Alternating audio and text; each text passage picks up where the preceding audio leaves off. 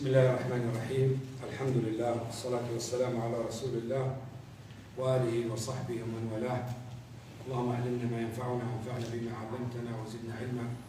اللهم إنا نعوذ بك أن نشرك بك شيئا نعلمه ونستغفرك لما نعلمه. اللهم وفقنا لما تحب وترضى وخذ بنواصينا البر والتقوى. Today inshallah it's like a discussion, not a talk inshallah.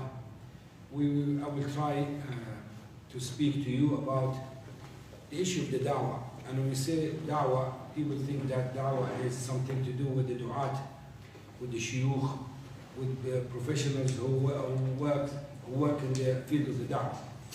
Whereas in reality, we are all du'at. Even in our houses, we are du'at. Dealing with our children is da'wah.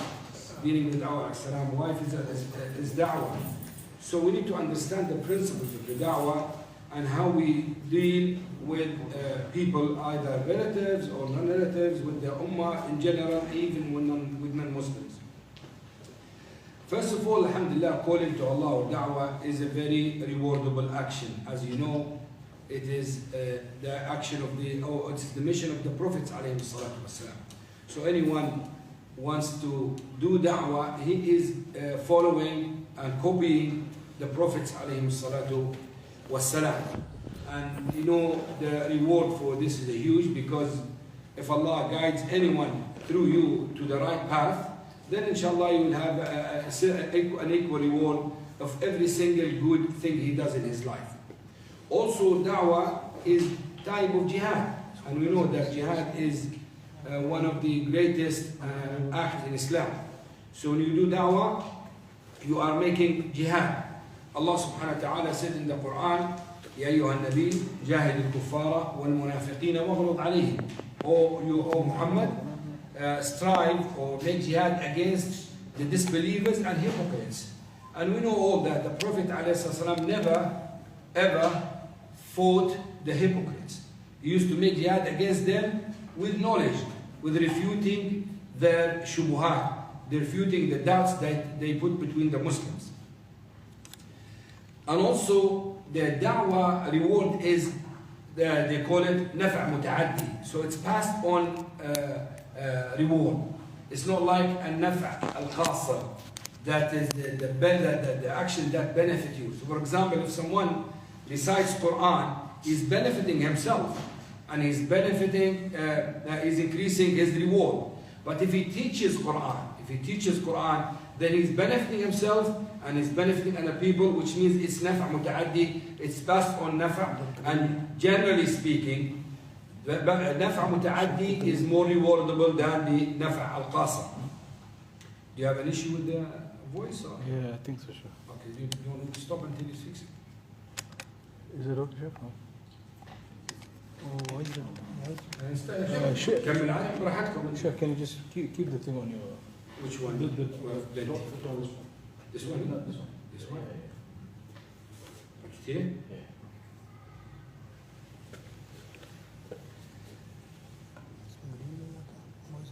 So this is generally speaking the da'wah, about the da'wah and the reward of the da'wah.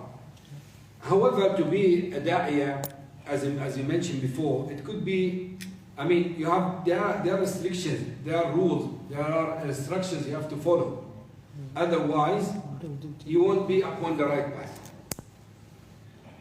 But he's following you, not me. You finish, then I talk. خلي يصلع بعدين نتكلم. خلاص ماشي الحال؟ اي لا ما عندك مشكلة.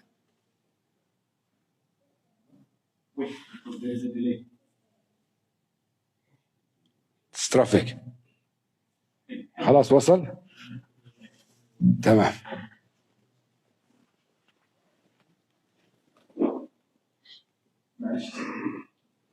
بسم الله الرحمن الرحيم.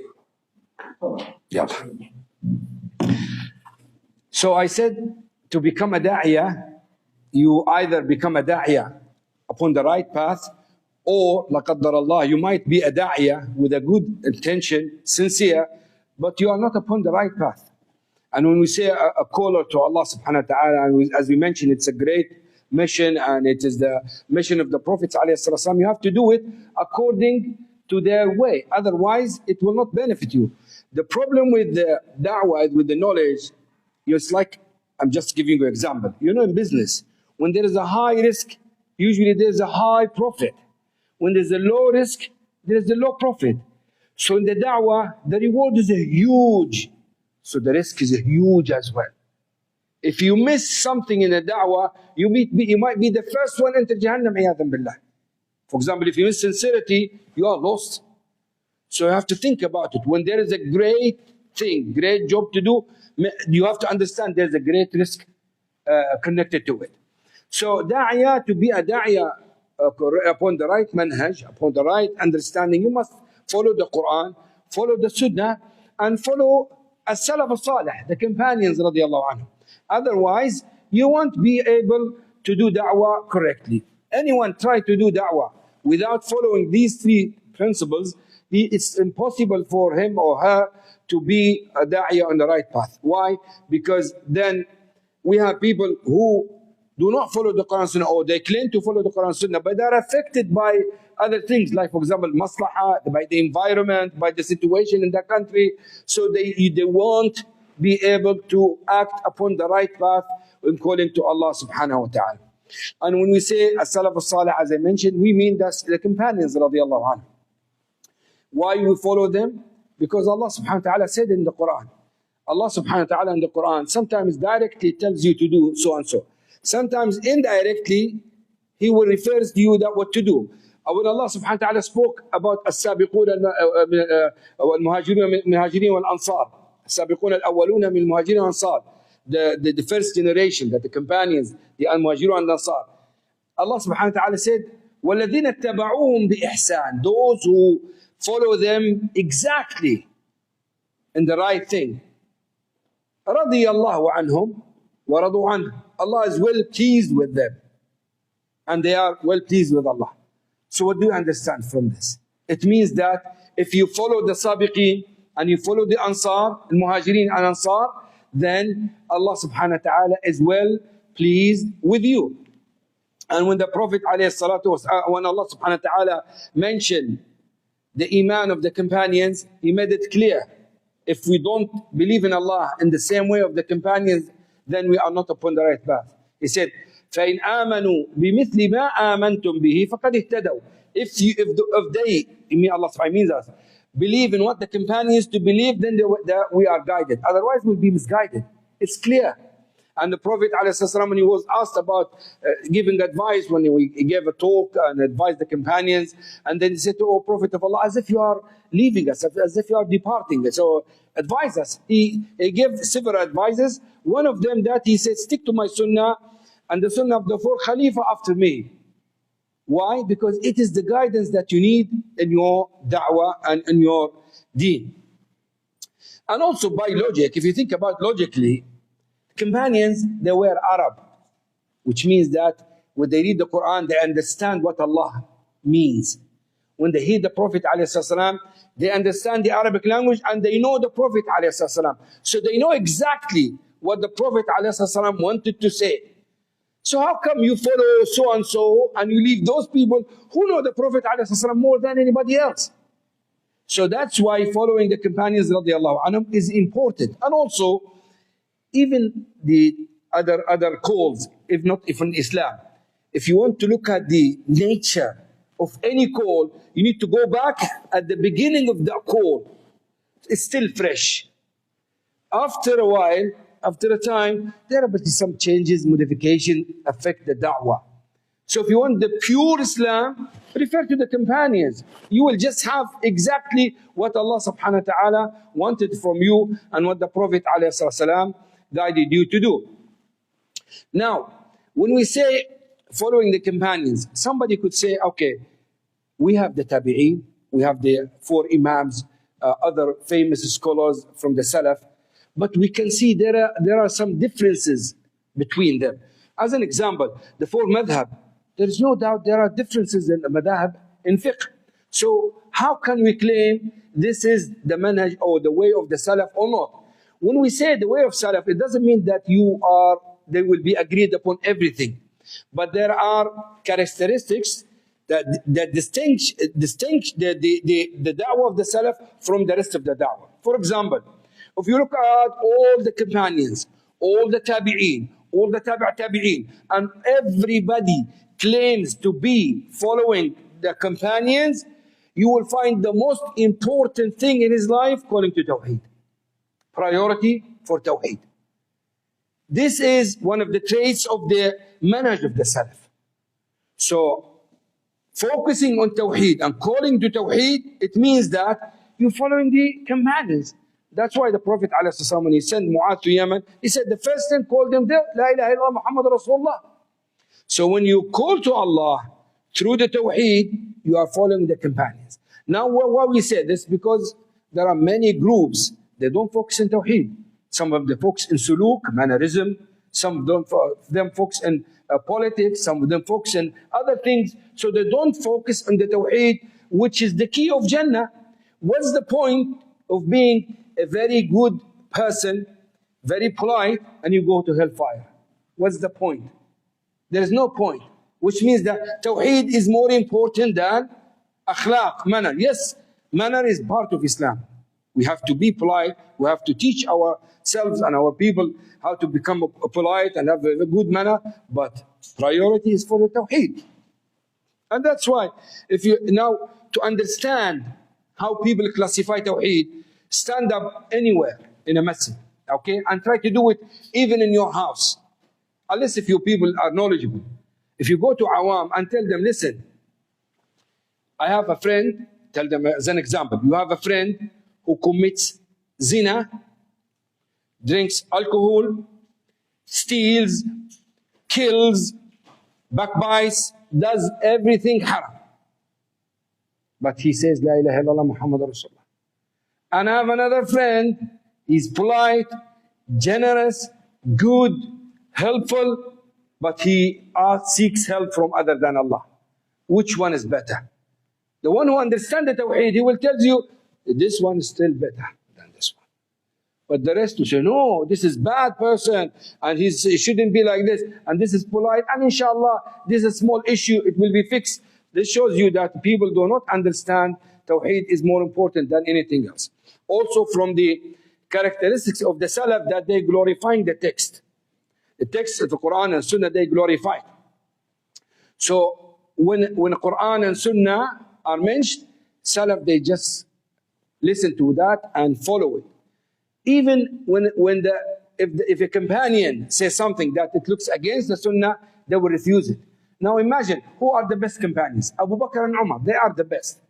And Ibn Abbas was giving fatwa about al-mut'ah. Mut'ah in Hajj is to do Umrah, then you come out to Set al-Haram, then you join al-Hajj. So this is one of type of Hajj you have option to do in Hajj. Umar and Abu Bakr forbade mut'ah. They said mut'ah is not permissible. Mut'ah in Hajj. Ibn Abbas was giving fatwa, said mut'ah is fine. There is no problem with mut'ah.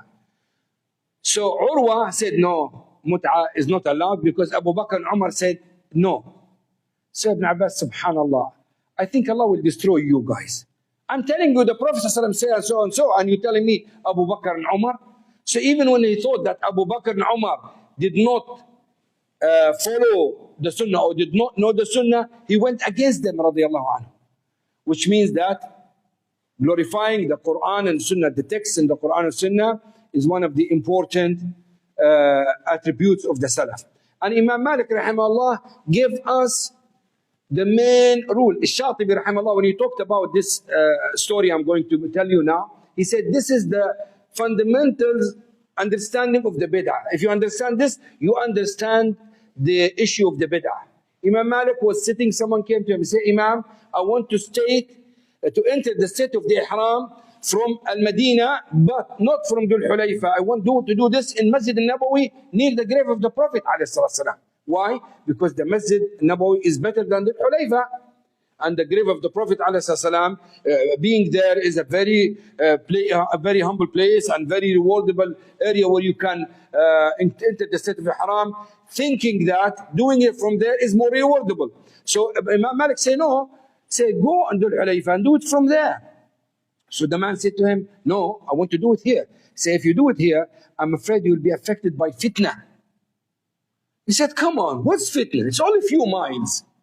Few miles between the grave and the Hulayfa. As if he's saying, why are you going so extreme?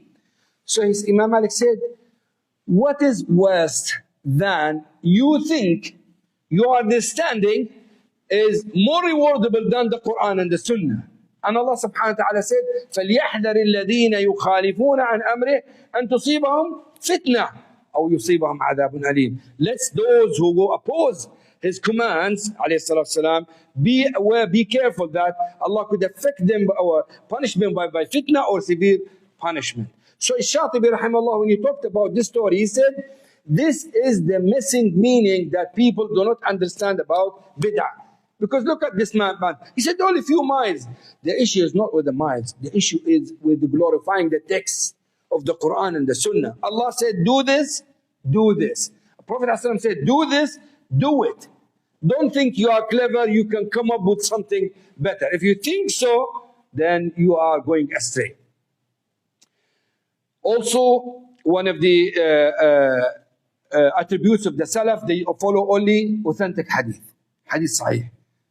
They just make sure that the hadith they listen to is authentic. Ibn Abbas was sitting, Sahih Muslim, Ibn Abbas was sitting, so someone came and started saying, the Prophet ﷺ said and so, قال Rasulullah, قال Rasulullah. Ibn Abbas did not even pay attention. So when I was upset to say, Ibn Abbas, I narrated about 3 hadith, he didn't even care, he didn't even look at me. He said, before, when someone said, قال Rasulullah, we just sit down, look at him, pay attention, and we listen carefully what he said. But when people involved in fitna, in confusion and troubles and split, we didn't accept except from those we know, i.e. authentic hadith. Otherwise, we don't take anything. We have to be careful now, because there are people who are involved in this field, they are not muhaddith. That's why Jabir ibn Abdullah, for one hadith, he traveled 1 month to Asham, Syria and Jordan.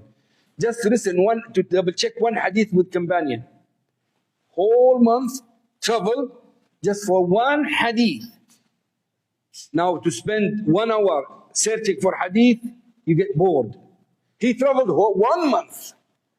And you can see how much he spends in his way for a trip for a month, just to double check. He knows the hadith. He said to Abu Unais, Sahabi, his name Abdullah ibn Unais, he said, I think you know this hadith and I know it. I just wanted to make sure to hear it from you before you die or I die. He just wanted to double check the hadith before any one of them died.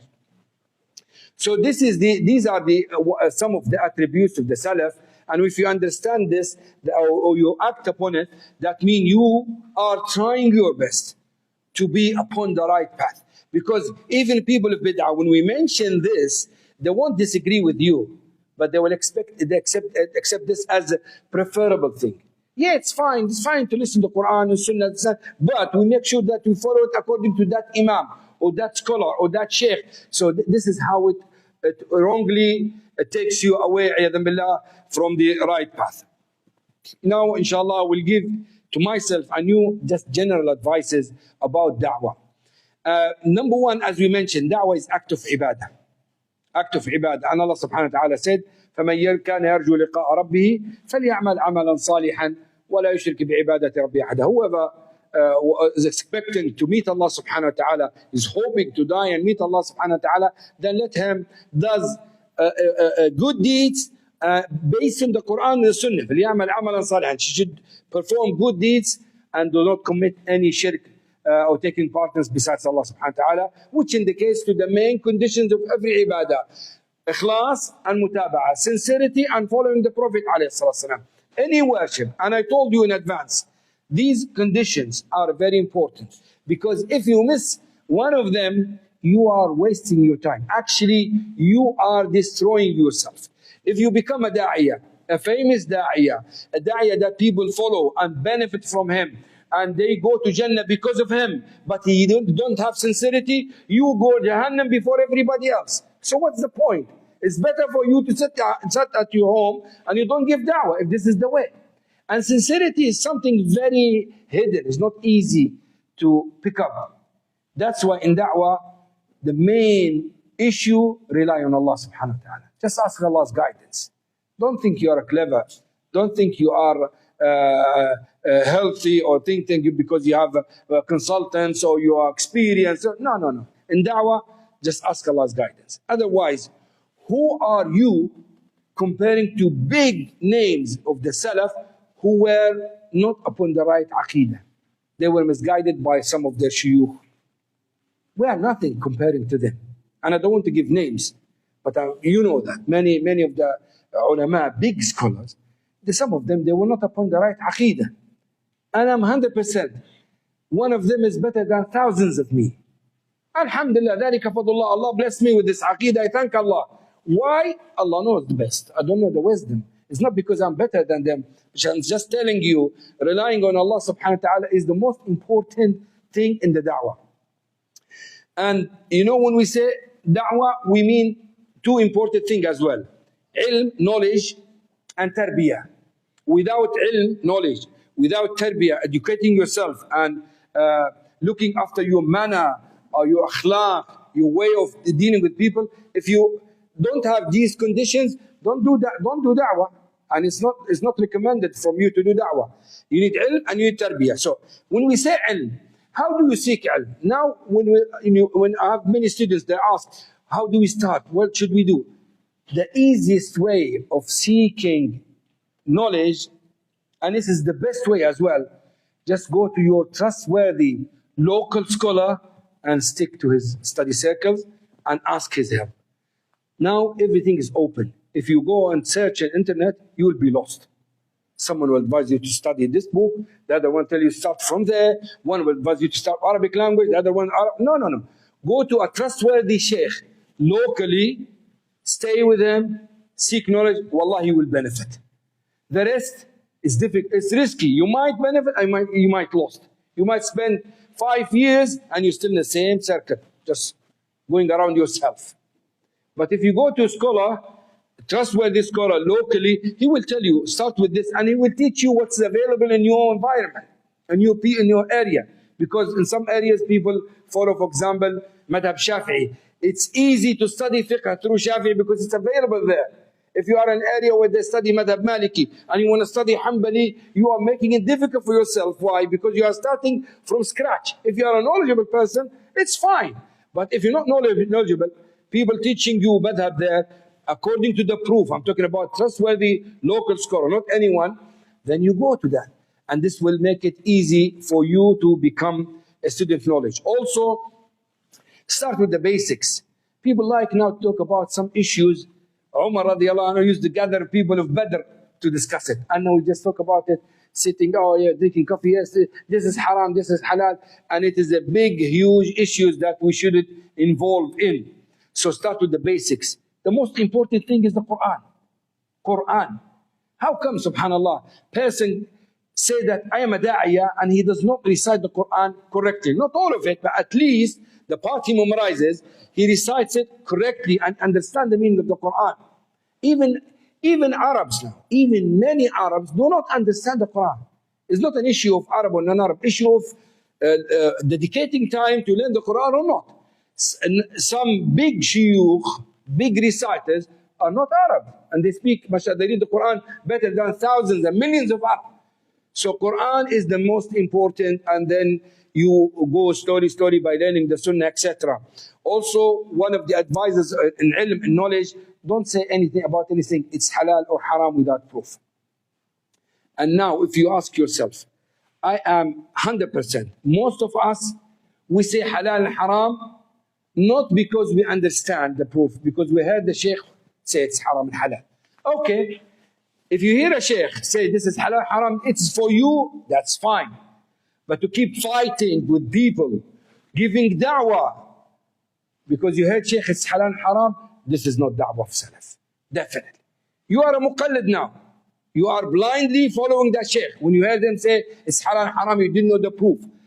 If you know the proof, and you want to pass the da'wah, that's fine. But you know the proof. You have to mention the mas'ala with the proof. And you have to bear in mind, you just knew one side of the mas'ala. So when he says halal, haram, relax.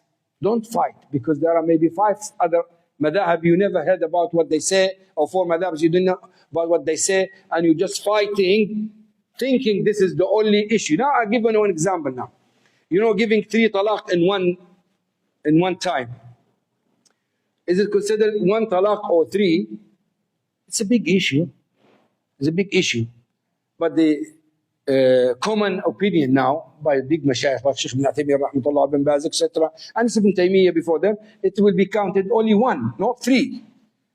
And this is against the 4 madhab. And one of the madhab, I remember, I think is Maliki, he said, I never slaughtered even a chicken.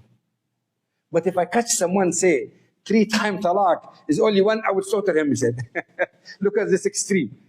It shows you how the extreme they went. But majority of the ummah said, if you say talaq, talaq, talaq, it would be 3, not 1.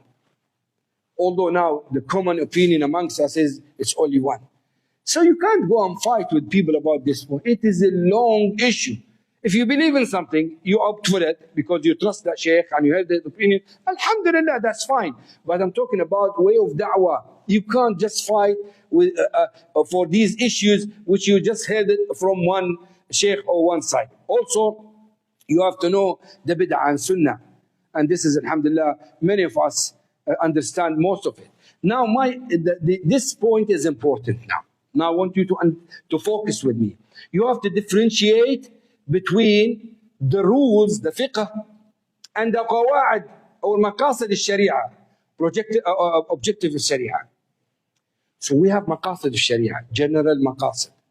And we have rules, fiqh. In some situations, the fiqh will not be, it is halal, but is not based on maqasid al-sharia. And inshallah, in the course tomorrow, we give some examples in the financial section. But today, I'll give you example from other side or other part of the fiqh. Now, in the salah, when you pray, the Prophet ﷺ said, "Uskunu fi salah." Don't move in the salah. The sunnah is not to move in salah, unless if there is need. Abu Barza, hadith in Sahih Bukhari, Abu Barza, companion, he came riding a horse, then he left his horse, start praying, the horse ran away. Abu Barza left the salah, Abu Barza, and went behind his horse until he caught the horse and he killed.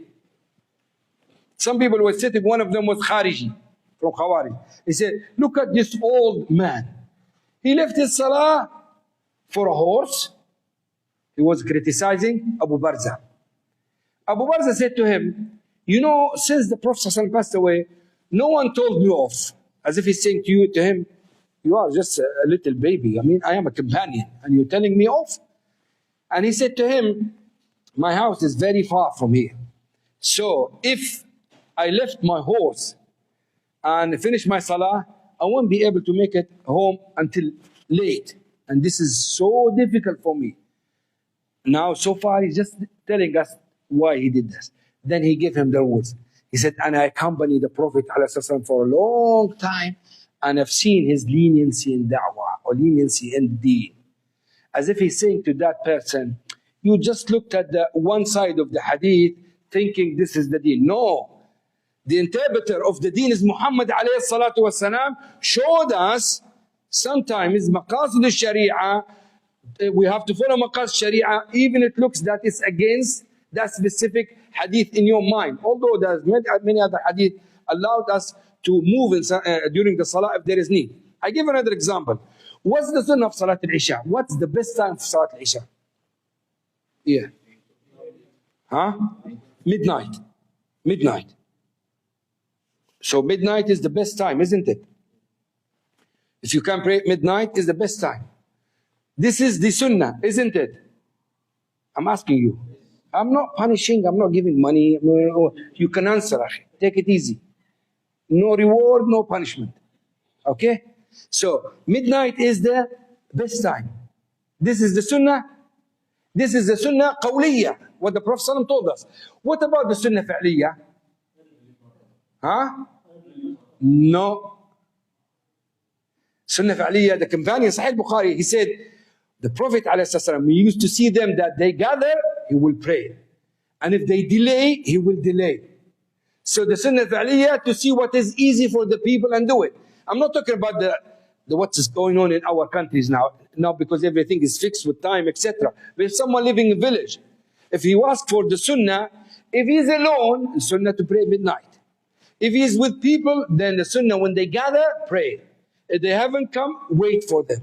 This is the sunnah. So you can see now, we have a hadith commanding us to pray midnight, and the sunnah al-amaliyya, the practical sunnah of the Prophet ﷺ, is something different. Also, when you lead the salah, the Prophet ﷺ said, if you are praying for yourself, you can prolong as much as you can. But if you are leading salah for people, just pray with short surah, because you have people behind you who are ill, people who just come from work, etc. So these are issues that we have to understand to differentiate between maqasid al-sharia and the fiqh itself. Also, there is something else called qawa'id al-kulliyya. You know what is qawa'id kulliyya? They call it, they are general rules where all other rules come under them. They are the main rules in Islam. There are few of them, but those rules, they interfere in many issues in fiqh. For example, one of these is the urf, you know, the custom, the urf of the people. Islamically is considered. What does it mean? Now, husband and wife get divorced, for example, and they came to you. The husband is claiming that the sofa is his. He paid it. He bought the sofa for 1,000 dinars. Nice, beautiful, expensive sofa. The wife said, no, it's mine. So what do you do now here? I told you, no reward, no punishment. Just Bismillah, go ahead. What do you do? If you are a sheikh or judge now, what shall you do with this? Huh? It depends on the cost. How? If it's expensive, that means the husband? Culture? Yeah. Yeah, so how? Yeah, it depends on the culture. So what do you do to fix this problem? What's your judgment? The culture, the husband is responsible to buy things. Good. Yeah, mashallah. This is good. You just miss one thing. If there is any proof, then we follow the proof. If he brought the receipts and he bought it in his name and he paid from his pocket, then we have to trust him. Or if she does the same, we trust them. Or if she has two witnesses, they give witness that she paid for this, khalas. But if there is nothing like this, we look at the custom, yes. If someone fight with his brother, and he said his wife is talaq if he enters his brother's house anymore. So he doesn't want to go to his brother's house. Then he regretted, and it happens a lot. And he meant the talaq. Now, it does not mean halif, swear by Allah subhanahu wa ta'ala. He meant the talaq. So someone, faqih, came to him and said, listen, he said, my wife, he said, his wife is divorced if I put my foot in my brother's house. So what shall I do? One faqih said to him, okay, don't put your foot, get two to hold you and put you inside the house. And alhamdulillah, you didn't put your foot. Is this acceptable? Is it hila? Is this trick acceptable? You know, some tricks are acceptable. Is it acceptable or not? We refuse it. Why we refuse it? Because customarily, according to the custom, everybody will say, putting your foot is not meant. You are talking about entering the house. So in this situation, the urf, the custom is affecting the knowledge, affecting the hukum. Also, one of the general rules, qawa'id al-kulliyya, certainty is not removed by doubt. And you know the hadith, Prophet ﷺ, he said, if someone feels something that he breaks the wind during the salah, he shouldn't leave the salah until he smells or hears something. Otherwise, he shouldn't leave. Which means that certainty is not removed by doubt. If I claim, what's your name, akhi? Huh? Azhar. If I claim Azhar owes me 1,000 dinars, this claim cannot be accepted unless if I have proof. Why? Because the certainty that now he doesn't owe me anything. The doubt that I'm claiming he owes me cannot remove the certainty without proof. So these are general rules, can be used in different matters in the Sharia. one of these rules blocking the means, سد الذرائع. And this rule is very commonly used in madhab Maliki. And that's why you find them differ, especially in financials and tahara issues like this, from other madhab, because they rely on this very much. They blocking the means, سد الذرائع. So do you block the means or not? And even in your life, you mean, sometimes you follow this qaida and you without you feeling that you are acting upon it. Now blocking the means in some issues, it's agreed upon, we don't block the means. Now we know that, for example, alcohol is made of grape, or some of the type of alcohol is made of a grape. Is it permissible to sell grape? It's agreed upon, it is permissible. Why? Because the connection between the haram and the grape now is rare. There's not that direct connection. Unless if that specific person has a factory of alcohol, then of course you don't sell to him grape. But you talk about grape generally, it's permissible to sell. Otherwise, we say even fueling the cars in the petrol station is haram, because this guy might go to somewhere is haram. It's indirect. It doesn't affect the act. So that's why you can't block the means here. You have to leave it open. And in some situations, you have to block the means. Allah subhanahu wa ta'ala said in the Quran, it talked about the kuffar, if we think that if we insult their alihah, their gods, and this will lead them to insult Allah subhanahu wa ta'ala, we block the means. We don't do this. Although insulting and refuting their alihah is something recommended, but now it must be blocked. Why? Because it's definitely lead to something haram. The third one is where the scholar differ and dispute. Like for example, bay'ul ina. Bay'ul ina, what's your name, akhi? Jawhar. Jawhar, he bought this laptop from me for 1,000 dinars late payment. He will pay me after 6 months. Now Jawhar come back to me again and he bought it cash for 800 dinars. So what happened now? We have two different contracts or two different transactions. The first one is transaction with late payment.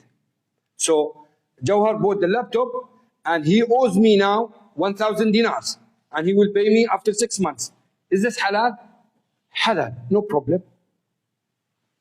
The second transaction, I bought the laptop from Jawhar for 800 dinars to spot, cash. And I gave him the money and I took the laptop.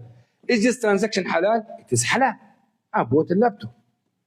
This is what Shafi'i said. It's halal. Two different transactions. Majority say, no, come on. It's basically, I'm giving him 800 dinars and he will give it back to me. How much? 1,000. It's riba. We just put this laptop in between to halalize it. So that's why you have to block the means here. We say it's haram. And this we call it bay'ul ina. Shafi'i looked at just as a parent. He said there's no connection. If there's no connection, khalas. Majority say no. We have to block the means here because we can see clearly there is a big shubha. There's a big doubt about this transaction, and this man, he just wants the money, does not want to nothing to do with the laptop, so he just put the laptop in between to halalize these transactions. Now, the tarbiyah, I'll try to finish as soon as possible because one of the salaf said, إذا طال المجلس كان للشيطان فيه نصيب. If the majlis comes long, shaitan will come and sit down. So you're giving many spaces for shaitan, so you can come in the first row. So I'll try to finish it, inshallah, by talking about a few things in the tarbiyah, which we need to understand.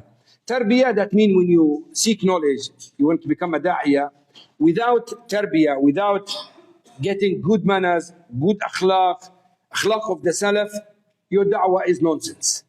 Is nonsense. Because Khawarij are knowledgeable. People of bid'ah are knowledgeable. Actually, worship Allah more than us. So the only distinction between us and them, that we claim we follow the Salaf. And the Salaf da'wah wasn't like this. Wasn't the da'wah we see nowadays. Some du'as fighting each other, no manners, no akhlaq. No, this is not da'wah of Salaf. Salaf were not like this. That's why in the da'wah you have to recall that قوله تعالى يعني the main attribute of the one who will enter Jannah, إِلَّا مَنْ أَتَى اللَّهَ بِقَلْبٍ سَلِيمٍ, sound heart. This is the main ticket to the Jannah. Sound, clear heart. How do you have this? First of all, you have to have patience. You know, in da'wah, you have to have patience. As I said to you, even da'wah, calling your children to Allah subhanahu wa ta'ala, it needs to have patience. And when I say patience, you might see them in a wrong way. Don't give up. Carry on. Carry on. Because being patient for the da'wah and the da'wah is the manner of the Prophet ﷺ. And when we say patience, it doesn't mean that you are boiling. You're boiling and maybe you got heart attack or maybe blood pressure or maybe become diabetic. Why? Because my son is not doing Qiyamul Layl. Come on, relax. Take it easy. The guidance is in Allah's hands. No, I don't think you were guided, or many of us were guided by a specific person. Yes, we heard here and there, but Allah sent us to this manhaj to follow. لو أنفقت ما في الأرض جميعا ما ألفت بين القلوب. It's not easy to get the hearts of the people in your hand. And we will mention later on, but I'll mention now. You know, one Jew boy, he's a Jewish guy. He's a young boy. He used to be a servant of the Prophet ﷺ. So I want you to imagine now, someone is serving the Prophet ﷺ. What does it mean? It means that he has very close contact with the Prophet ﷺ. The best da'iyah in the world. The best akhlaq in the world. The merciful. The one who guided the human being. Nothing after, there is nothing after that. Which means that he shouldn't wait not to become a Muslim. So he spent years serving the Prophet ﷺ. I never accepted Islam. Not only this, he became ill and he was about to die. The Prophet ﷺ visited him and he said, say la ilaha illallah. He didn't say it. He looked at his father's face, still waiting for the commands. So he said to him, follow Abu al-Qasim. So he said, Ashhadu an la ilaha illallah, ashhadu anna Muhammad Rasulullah. The Prophet ﷺ came out happy and said, Alhamdulillah, Allah saved him from Jahannam. Now just go back. Imagine you have a son like this. He does not want to follow you. He knows you are upon the truth, but he does not want to follow you because there is a problem. It's preventing him. The problem of the Jew, his father, but your son could be something else. Shahwa, a reaction, anything. So be patient. If Allah wants to guide him, He will come. If not, you can't do anything. Nuh alayhi salam was calling his son until the last minute. Come with me. He said no.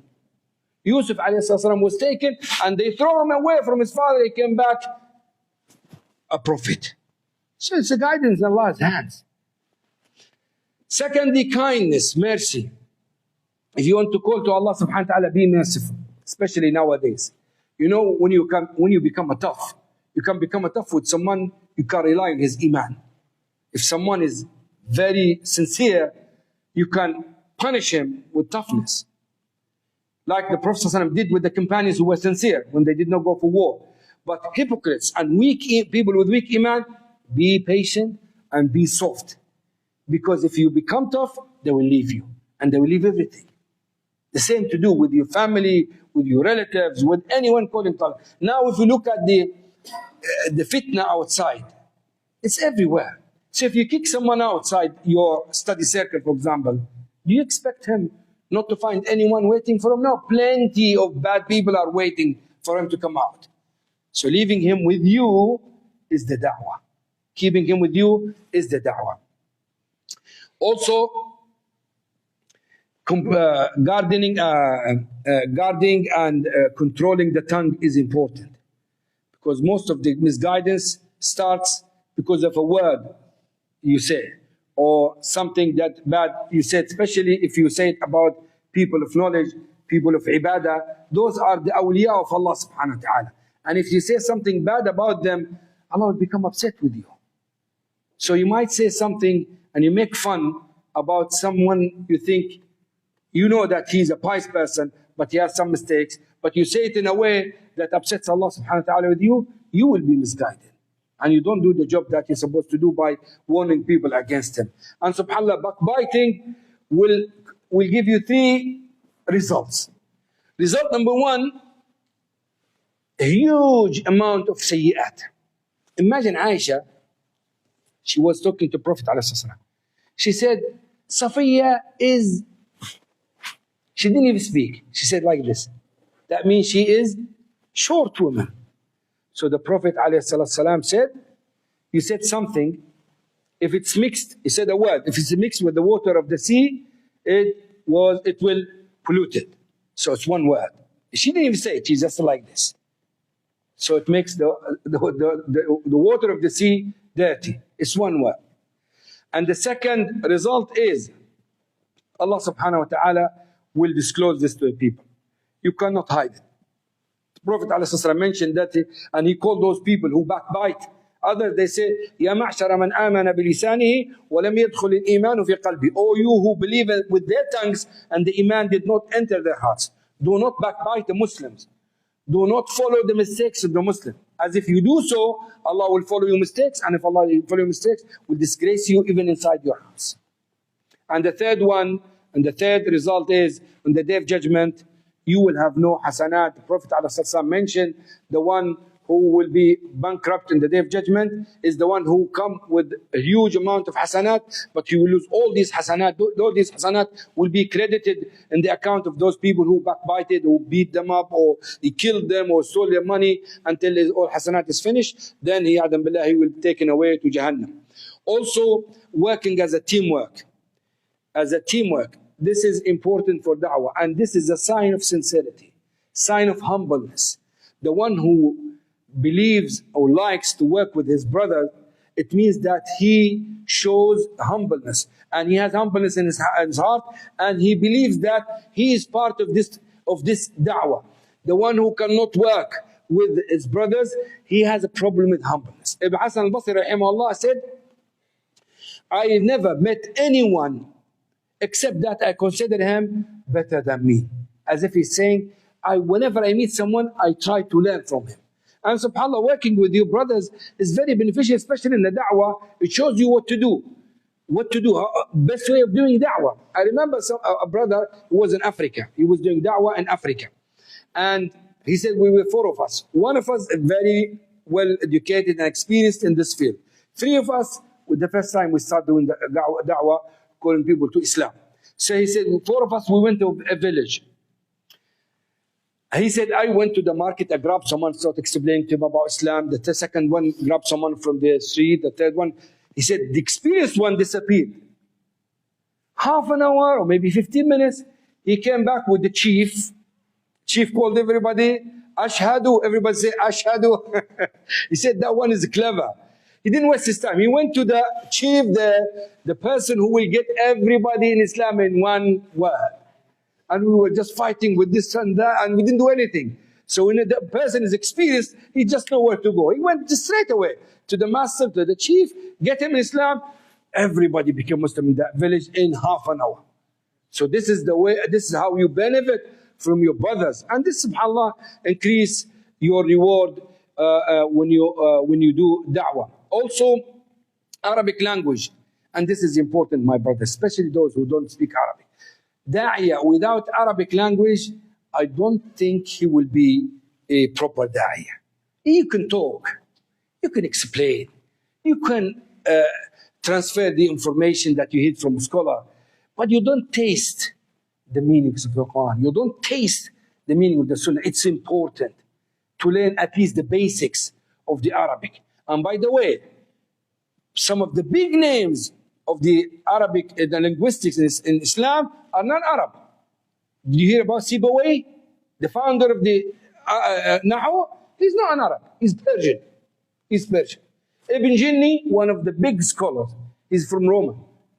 Sirafi is from Persian. So big names in the Arabic language, they were not Arab. They just dedicated their time to learn Arabic and they became big scholars. And when you learn Arabic language, there will be a huge difference between you and those who call to Allah without Arabic language. Subhanallah, imagine now, look at this. I am an Arab, okay, I'm claiming an Arab. I heard Surah At-Takathur thousands.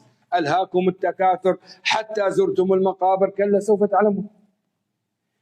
It said that one Arabi, one Bedouin, when he heard this, حَتَّى زُرْتُمُ الْمَقَابِرِ, until you visited the grave, he said visiting, it means that they will be resurrected. I've never noticed this. But because he's an Arabic speaker, when he heard visiting, he understood Allah subhanahu wa ta'ala is indicating you something else. There will be a resurrection. So understanding Arabic language is very, very important in da'wah.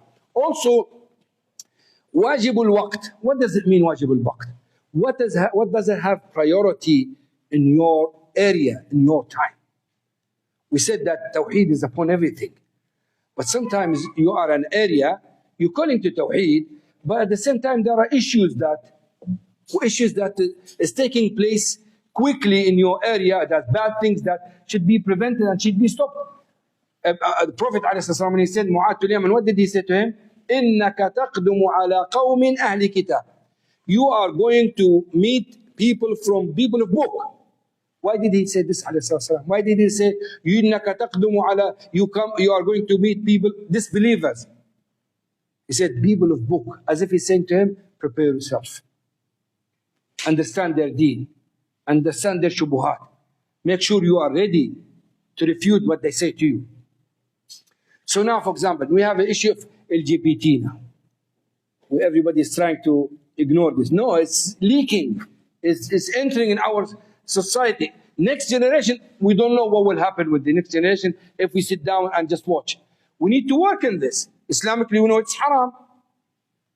It's in the Quran. Clearly, it's in the Sunnah. But how do you deal with this? Because it got supported by non-Muslims and other places that support this. So these, for example, this is one of the wajib al-waqt. That's something you have to deal with. You can't say, I don't know. No. You can say, I don't know, but you will be useless. We need you here now. We need you at least to know how to deal with this. So these issues that is taking place in your area, on your time, you have to give it priority. And the one just before the last one is, if you are a student of knowledge or da'iyah, make sure you have money. Make sure you are rich, or at least you are self-sufficient.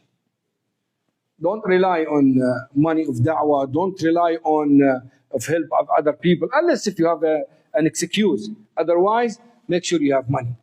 Most of the companions used to be very hard workers. You know the 70 qari, reciters, that the Prophet ﷺ sent them to Ma'una and they were killed there, Ma'una. It's a long story. Before they were sent, the companion was describing them. He said they used to recite the Quran and discuss the Quran at night. And during the day, you know what to do? They go and get water for the masjid and they get woods and sell it and they feed Ahlul Suffah. So they are du'at and reciters and hubbad at night, and during the day they work, they give sadaqah. So this is actually, if you look at the Ashra Mubashirin bil Jannah, most of them were rich. Az-Zubayr was millionaire. Abdurrahman Auf was millionaire. And some narration, he is billionaire. Someone was trying to count the money, the amount of money that mentioned in Sahih Bukhari that he left in gold, and he transferred it to dollars. It's about $1 billion, something like this. So was so rich. Uthman Affan, so rich. So it doesn't mean that if you're rich, you're a bad person. And it doesn't mean if you're a good person, you must be poor. No. The pious predecessors, as-Salaf al-Salih, used to be self-sufficient.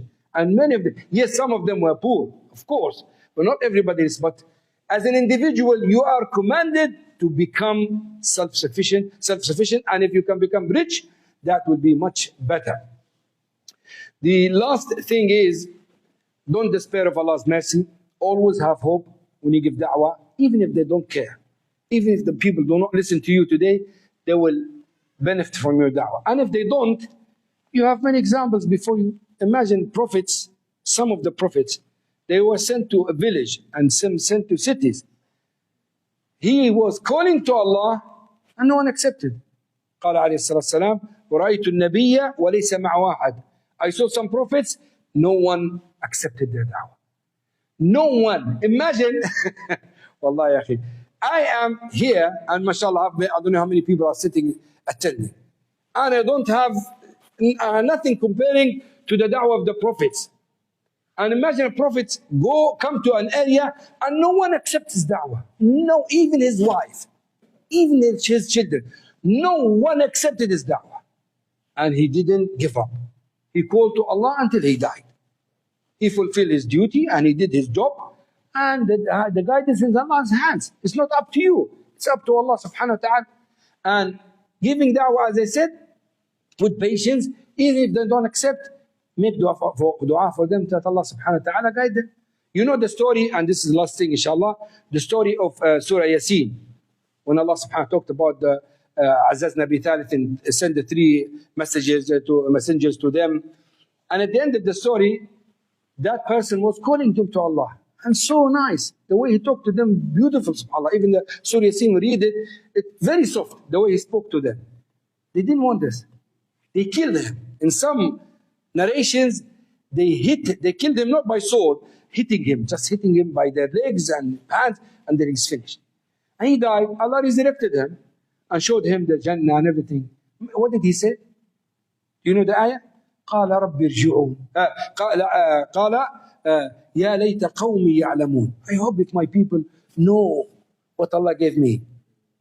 يا ليت قومي يعلمون بما غفر لي ربي وجعلني من المكرمين. So I hope if my people see what I've already got from Allah subhanahu wa ta'ala, so they will be guided.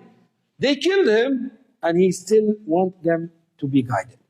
This is one of the difficult situations, difficult feelings. It's not easy to control your anger, to love those ones who you call them to Allah and they kill you, or they beat you, or they warn against you.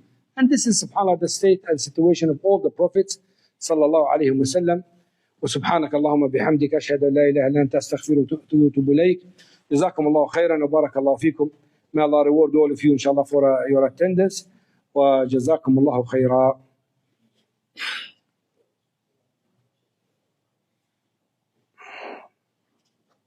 Inshallah, brothers, tomorrow we'll start after Asr in 1 hour. We'll try to be here from the beginning. Tomorrow and after tomorrow. Inshallah. Tomorrow, inshallah, we'll talk about money. Will be more exciting. I'll make everything halal. No worries, just come.